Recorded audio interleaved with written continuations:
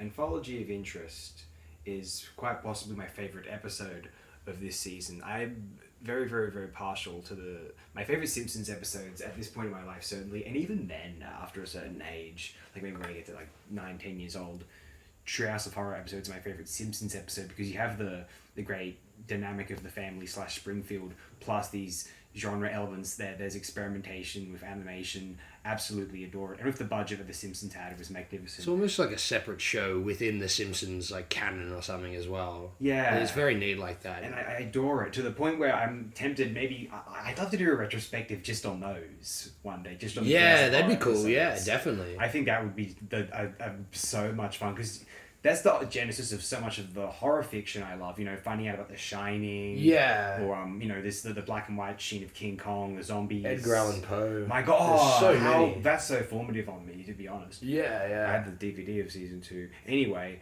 Anthology of Interest is going to be Futurama's answer to Treehouse of Horror, essentially, I believe. And this is such a magnificent episode. I think all three of the segments are. They ascend in quality in this span of 20-25 minutes.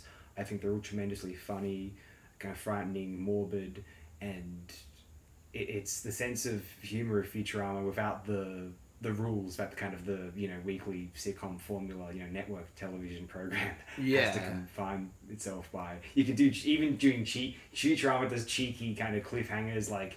The next episode War in the H Word has on, for example, sure, when Zoidberg cuts Fry's head off. Well, there's a few of these in the show. It's they'll bridge the kind of ad break with a sort of cliffhanger joke. Yeah. No, the ad break, the end of the episode. You know what I mean? Oh, okay. Like when it seems like Bender's like blown up the world when he says antiquing. Yeah, that's true. Yeah, Fry's head off in surgery. They'll often conclude it with a fade to black sort of joke. Yeah. But in Anthology of Interest, they can go nuts, and that's so glorious about these episodes. And I'd like to would you like to? Just quickly for my own memory's sake, do you want to spell out the 3 segments? Yeah, I was going to say we'll discuss them one by one, perhaps. Yeah, cool. Well, initially, firstly, the framing device is just the framing device is amazing. Display of the it's crew a joke. It's great. It's set up. There's not enough moments where we can have the crew interacting for their own sake, which is just great as a fan of the show to see that without having to be having a story. Script. Usually those happen at the start of an episode anyway, like in the Deep South when they get the fishing license and he's just saying, "Oh, big deal! I'd rather shoot Nibbler into the sun." Moments like that, Yeah, Futurama sort of fly on the wall office sitcom could have been pretty funny, even just the shorts of all time. Yeah, because they're so funny as a cast. Yeah, and the best science fiction cast along with Deep Space Nine. Gotta love Red Dwarf too. And I was going to say Red Dwarf. That cast is really good as well. Lister, Rimmer, the Cat, and Crichton. Yeah, absolutely. It's perfect. You don't get much better than that. Oh, and Holly, or Iveron. But yeah, so. Yeah, what's the first segment? Of course, the first segment is "What if Bender was giant?" Oh yeah. What I love about this. It's a what-if machine, and yet it somehow ends up with Leela at Planet Express anyway. Yeah. That's fine, though. I love it. It's such a good story as well that Fry wants to just see it again. That's such a funny joke. Yeah, that is funny how they all just... it's pretty much the same continuities of the world we know, but Fry just didn't meet them, and disregards the first episode of how she got there. Yeah. I guess the last segment does that too, actually. A little, I mean, that's the reality warping, so I guess so it's almost like, not that they're almost like out of time themselves, they might not even recognize each other, Leela, Bender, and Professor there, and I don't know. What's with the really charged, like, Hanson diss as well? I guess it's so of its time. The 90s had just been over, and they were kind of resentful, like, and they're still bitter, like, residue. I sort of recognise that song, but I was a bit too, when I was a little kid, but I was a bit too young just to know how, like, omnipresent it probably was for a few months there. In, like, I think 99 or something. Yeah, so I guess that's why that's that charged, but they're really brutal about it. It's kind of, in retrospect, it's like if you saw an animated sitcom in 2011 do a Rebecca Black or South Park, to bring them up, the Justin Bieber South Park. Cthulhu Justin Bieber. Yeah. That was funny, to be fair. It's kind of like that, where it's just like, but you look at it now and you're like, oh wow, that was such of its time. Yeah. The humor. Absolutely. Yeah, this segment exists to have Giant Bender fight Giant Zoidberg, and isn't this Yeah. just one of the greatest segments in the history of modern animation? Oh, I love It's when so Zoidberg much takes fun. the train and uses it like nunchucks. Oh, That's so good. and then like boiling him in the stadium, and then him rising out of the water. That's and sniffing genius. Him. Yeah. it's too good for words. It reminds me of that weird, it's a weird thing to bring up, but that boss battle in Star Fox 64, or the preferred name Lilac Wars, where you're on that sun planet and this like weird lizard sort of creature appears out of the lava all the time and shoots you and stuff. And it's just, the way it sort of breaches the water is exactly like Zoidberg in that. So I kind of find that neat. Nah. Reminds me of like a scary video game I played as a kid. Yeah, that's not a weird thing to bring up. That's all. Yeah. About Lilac. Well, just strange tangent. Yeah, fuck yes. But yeah, I think this initial segment, absolutely glorious, totally sets you off on a great mood for the next two segments. And bridging the two segments is my favourite Fry joke in the history of Fry jokes, wherein he's so impulsive that he's going to pour some rice bubbles, or not rice bubbles, whatever they are outside of Australia. Bachelor chow. Yeah, bachelor chow on his head, and pour some milk onto his hair/head as well, and he's going to be eating it with the spoon that way. And Ben is cheering him on. I think something like this happens in early Red Dwarf, if I'm not mistaken. Oh, really? On the very first episode, when Lister's still, when the crew's still around. It's something Lister would do. It's like it's one of Lister's friends that he dares to do. Oh, okay. Something like that happens. Fry is sort of modelled off Lister in a weird way. I never realised till just now. Yeah, I don't know how overt the influence was, just because, well, I don't know how much Red Dwarf would have aired in the States. I assume a little somewhere. Probably on like HBO or some shit. Maybe. But yeah, if they had, I mean, there wasn't that much precedent to a science fiction sitcom other than something like Red Dwarf. Yeah. Maybe they saw it. Actually, I mean, given how, I know Matt Groening was a fan of like Doctor Who, like Fourth Doctor era, Sure. goes out on PBS. And probably Adam Douglas. Douglas Adams, I mean. So, Douglas Adams, yeah, of course. Hitchhikers, you know. Yeah. But also, like, his Matt Groening and them being as David Cohen, a prominent Simpsons writer by the mid-late 90s, they would have had an opportunity to, like, you know, just get copies of shows in. So they say, hey, I want to see that Red Dwarf show that everyone talks about in the UK. You know, they can see it if they want to see it. You know what I mean? Yeah. Like, they're influential people at that time. Yeah. They can just get access to this stuff, or videos if they want to, you know what I mean? I'm sure, yeah. Especially through 20th Century Fox or whatever. Yeah, true. But yeah, so we move into segment 2, which is, what if Leela was just a little bit more impulsive? Minute. Great premise, just a tiny bit. Enough for a stripe on the boots. And yet, also, if Leela was just this much more impulsive, it makes sense that the professor put that electric chain, you know, that device around her neck and Bender's game, because if Leela was just a little bit more impulsive, she would murder the entire crew within, like, a span of a few days. Yeah, not even. And, I mean, it's amazing how inventively murderous... Leela figures out a way to kill Bender, even. Oh, the microwave, that's classic. Yeah, like, she's thought about this. and then well, she's got all the karate moves and stuff. There is that funny undercurrent to Leela where she's, like, combat aficionado, like...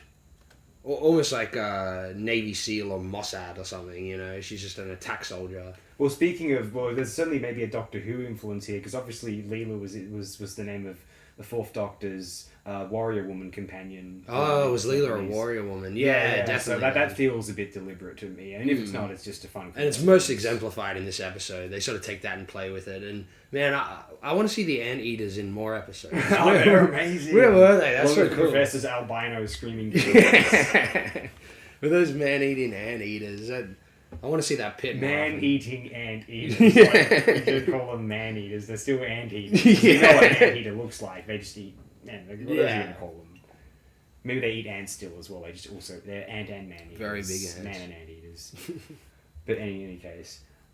But however, I love how, like, it demonstrates if the What If machine is a true distillation of an alternate universe split from the one we know of, Futurama, then Leela actually does have affection enough for Fry not to murder him. Yeah. Although he's just a bit on edge because, you know, she's very impulsive, although she's potentially unpredictable as well. Although it seems to have a happy ending as far as we know. Yeah. And now moving on to segment 3, which is my favorite of the 3, and one of my favorite segments in all of Futurama, because at this point, we have not seen this is the first time we've actually gone back to the past. We have like Fryerish and Jurassic Park a bit later in the run, but this is the first time, I believe, since the pilot where we actually see Fry's 1999 home again. Yeah, probably. Panucci, who delivers one of my favourite lines, "There's only Dracula, Blackula, and Son of Kong." Son of Kong, but not necessarily Kong. I love that. I love the interim to open this one as well. Like, I can't recall what the line is exactly, but the way Fry asks the question, and then the professor's like, "Oh, that's a better question," but you answered it in a profoundly stupid way. Nasty, yeah. But oh god, like, it's just something about like the creepiness of like there's something unsettling that feeling after Fry doesn't go in the cryogenic chamber, and like Stephen Hawking rocks up. And then there's just like this seriousness and the kind of like just seeing it as a kid and just the idea of like the universe being torn asunder that way.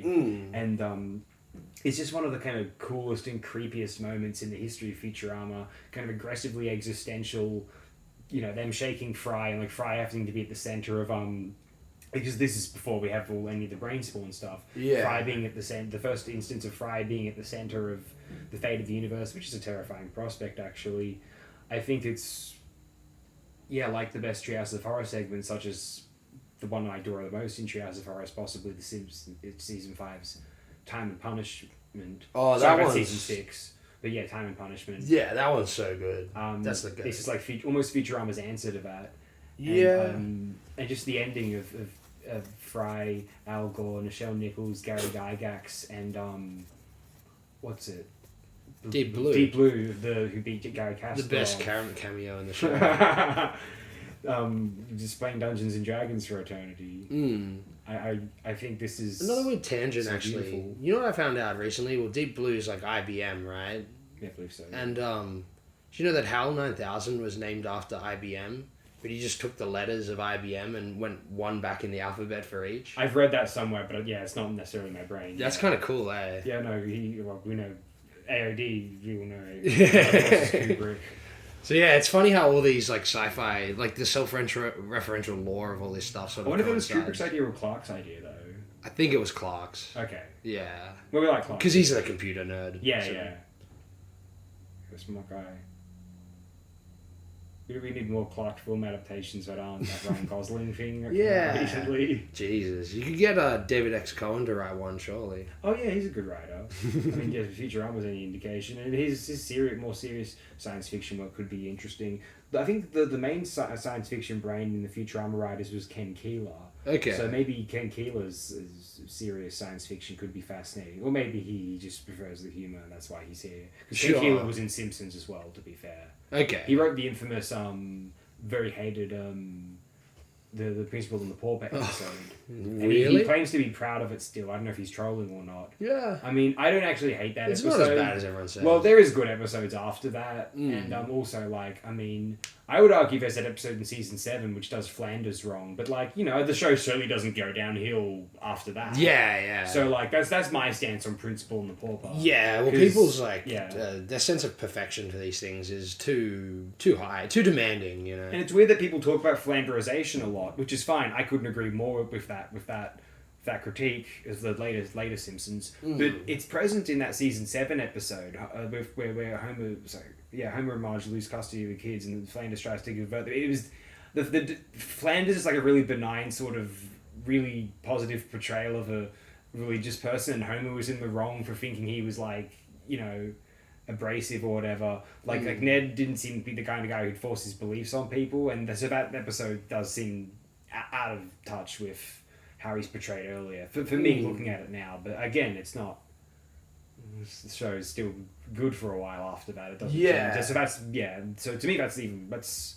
Well, it's probably just Also because the the writing principal staffs were always changing, or at least the showrunners were. So different showrunners would have different perspectives. What's interesting, and this is getting into too much knowledge almost, but that episode is credited to John Vitti, who had been an earlier writer and actually been on an absence for a while. He was one of the people who left after season 4, but he came back for like a little bit, and that was one of them he's credited. Look, a lot of people contribute to these things, and whoever's credited on the episode isn't necessarily responsible for everything in the episode. So has been written, you know, in these books and articles and whatnot. But like, yeah, there's who knows what the case is, but you know, the fundamental point is, yeah, I think it's a bit much to say that like Pauper gets emphasized probably a bit too much. Like I'm more of a kidney trouble is where the point of no return is. Like, Yeah, you have to pick one. By like 11 or 12, that's definitely the point of no return. Yeah. One of the answers I think is one of the answers I respect is people who say that about a lot of people who at the time. Maud Flanders getting killed was like way too dark. Yeah, it's a strange and, like, too choice. like sadistic. Yeah. And like Homer being vaguely responsible just didn't sit right. I don't know, you can say he's responsible or not. Well, they joke in the episode that he's responsible for it. So like, I don't know. Yeah, sort of his buffoonery, I suppose. Yeah. But I mean, the Simpsons, if it is ever discussed here on AOD, it will be via a potential Treehouse of Horror retrospective, which it's just, they're so magnificent, and I just love to see them again through the lens of acts of experimental animation, which I've never truly looked at it through those lenses. But the last time I watched them all in a row was probably maybe a few years ago, but intently before that, you know. And I think this will just be, if nothing else, utterly fun. Yeah. And with that, I believe I've shared all I feel like sharing about Anthology of Interest Run, possibly my favourite episode of the second season, along with Poplar's. Absolutely marvellous. Marvellous.